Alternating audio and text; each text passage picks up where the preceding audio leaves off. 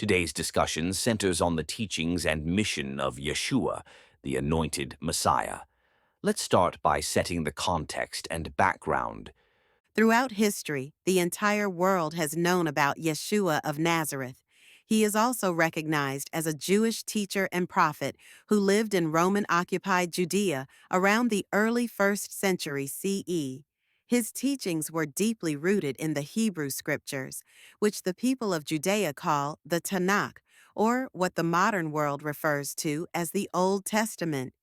He appeared during a period of social, political, and religious tensions when Jewish people faced Roman oppression and internal sectarian divisions, mainly among Pharisees, Sadducees, Essenes, and Zealots.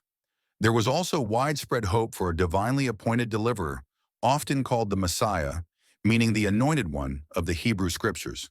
So, of course, that meant there were also Jewish men claiming to be the Messiah during this time. According to the Gospel accounts, Yeshua's mission was multifaceted as he focused on fulfilling God's plan for humanity within a Jewish context. His mission can be summarized as announcing the kingdom of God, calling the Jewish people to repentance and faith, fulfilling the law and the prophets, offering himself as a sacrifice for sin, and conquering death to bring eternal life. Yeshua announced the coming of the kingdom of God, also called the kingdom of heaven. This was not a political or territorial kingdom, but a spiritual realm where God's rule and will are fully realized. He taught that this kingdom was breaking into the present through his words and actions, offering forgiveness, healing, and restoration. It is both a present reality, as explained by the kingdom of God is among you, as in Luke 17:21, and a future hope where God's justice and peace will prevail. Yeshua saw himself as fulfilling the law of the Torah and the prophets, as stated in Matthew 5:17. In Jewish tradition, the law and the prophets refer to the Hebrew scriptures, which outline God's covenant with Israel. Additionally, in Jewish tradition, the law was meant as instructions for relating to God and others, not just legal rules. Yeshua taught that he did not come to abolish these teachings, but to fulfill their true purpose, love for Yahweh and neighbor. His life and teachings clarified the core of the Torah, emphasizing right relationships over external rituals. Central to Yeshua's purpose, as shown in the Gospels, was his role as a sacrificial offering for the Jewish people's failure to fulfill their part of the covenant. Using Hebrew sacrificial imagery like the Passover lamb and the Day of Atonement, Yeshua described his death as an act of atonement, reconciling them to Yahweh by taking on the consequences of their failure to keep their part of the covenant. His crucifixion was seen as the ultimate expression of God's love and justice, providing forgiveness and a new covenant relationship with Yahweh, as stated in Luke 22:20, so they could fulfill the goal of reconciling the nations back to Yahweh.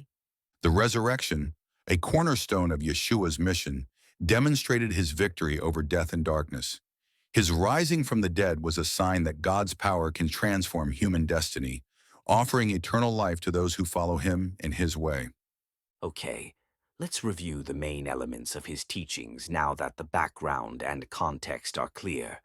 Let's look at his core teachings: love as the foundation of life, forgiveness and mercy, humility and service, justice and care for the marginalized, faithful obedience to God, and hope in God's future. Yeshua's teachings, often conveyed through parables, direct instructions, and actions, highlighted a way of life aligned with Yahweh's will. Yeshua taught that the heart of God's commandments is love, loving God with all your heart, soul, and strength, and loving your neighbor as yourself, as in Matthew 22:37-40, which cites Deuteronomy 6:5 and Leviticus 19:18. This love even extends to enemies and the undeserving, reflecting God's impartial mercy, as in Matthew 5:44-48. He demonstrated this through actions, like eating with those who collaborated with oppressors and wayward Jewish people. He also illustrated it with parables, such as the Good Samaritan, which broadened the idea of neighbor to include all people, regardless of social or ethnic boundaries. Yeshua highlighted God's willingness to forgive repentant sinners, especially Jewish people who were not following the covenant, as shown in the parable of the Prodigal Son in Luke 15:11-32. He urged his followers to forgive others endlessly, as seen in Matthew 18:21-22. He demonstrated this by forgiving those who crucified him in Luke 23:34, reflecting merciful and compassionate traits of Yahweh, as described in Exodus 34:6-7. Yeshua taught that true righteousness comes from a heart devoted to Yahweh, our Father, as he spoke of God, not merely external adherence to additional rules to gain eternal life of the Sadducees. In Matthew 5:20, he called for wholehearted commitment, even at significant personal cost, as seen in teachings like, "Take up your cross and follow me," in Matthew 16:24. This echoed the call to covenant fidelity in the Torah. Yeshua described a future Garden of Eden-like experience where God would fully establish his kingdom, bringing justice, healing, and restoration in Matthew 24-25. He called for vigilance and faithfulness by following his way in anticipation of this day, using parables like the 10 virgins in Matthew 25:1-13 to highlight the importance of being ready.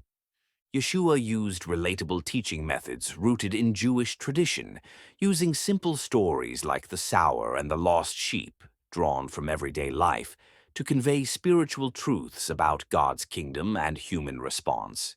He performed acts of healing, feeding, and demonstrating power over nature, such as calming the storm and healing the blind, to serve as signs of God's kingdom breaking into the present and to affirm Yeshua's authority from God. Yeshua engaged in debates with religious leaders, often employing sharp, memorable sayings like, "The Sabbath was made for man, not man for the Sabbath," in Mark 2:27, to challenge misinterpretations of the Torah. He gathered a community of followers, teaching them through close relationships and example, a common practice among Jewish rabbis. Yeshua's identity in the Gospels is connected to Jewish messianic hopes. Yeshua accepted the title of Yahweh's anointed deliverer in Mark 8:29, but he redefined it from political or military expectations to the suffering servant described in Isaiah 53. "You are my beloved Son, with you I am well pleased." Mark 1:11 shows his closeness to God and divine authority, linking Yeshua to Psalm 2:7. Yeshua's preferred self-designation from Daniel 7:13 and 14 emphasizes a figure with divine authority who would suffer and be exalted. Yeshua's teachings resonated with Jewish hopes for restoration, but challenged current expectations.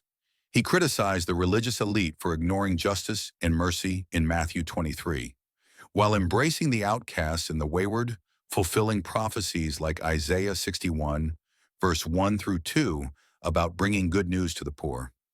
His death and resurrection were seen by his followers as the fulfillment of God's covenant promises, establishing a new covenant through his sacrifice in Jeremiah 31:31-34. In conclusion, Yeshua's purpose and mission were to proclaim and embody God's kingdom, calling people to repentance, faith, and a life of love, humility, and justice. His teachings, rooted in the Hebrew Scriptures, emphasized Yahweh's mercy and heart transformation. Through his life, death, and resurrection, he offered forgiveness and the hope of eternal life, fulfilling Yahweh's promises to Israel and extending them to all humanity. His mission was to restore the Jewish people so they could fulfill God's plan to restore humanity's relationship with him, demonstrating through words and actions that God's rule is one of compassion, justice, and restoration. However, the rejection from the Jewish people led to the grafting in of the Gentiles, as we learn in Acts and the letters of the apostles. If you'd like us to explore specific aspects of Yeshua's teachings or purpose in more detail, or if you have questions about particular gospel passages, please let us know.